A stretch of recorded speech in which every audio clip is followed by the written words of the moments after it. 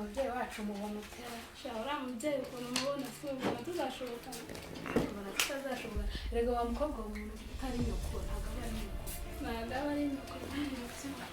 noneho hari icyajya ndeba yego hano nimaze utese cyoka tumeze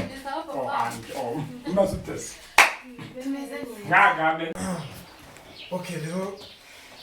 nizere ko mumeze neza murakomeye madamu wanjye rero nawe ndabona umeze neza nta kibazo afite ndabona ko mubi umara no gusinzira ibibazo byinshi none se byakugendeye gutiye gute muhungu wanjye harabura iki koko ikintu kiri kubura ni iki kugira ngo wese bamaze iminsi abahama yiyumvira kugira ngo harabura iki kugira ngo mbe mbisubiye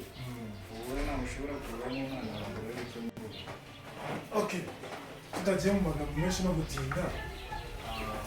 ejo bundi ubwo najyaga mu rugendo naraje nyine nahuye na Gahigi yaravuye i Kigali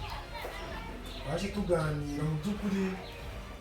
mubwira ikibazo kabaye bagakigana nyine cyane twakaba twaganiriye ariko ese ko mbona ufite agahinda mwana ufite agahinda k'iki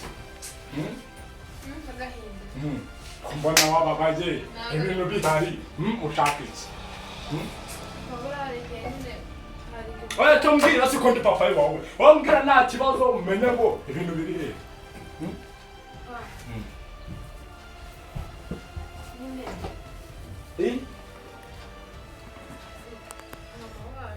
mama wacu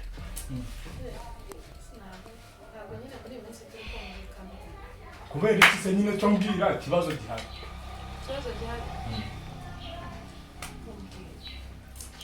mama wacu rwose ubona ko dufitanye ikibazo cyane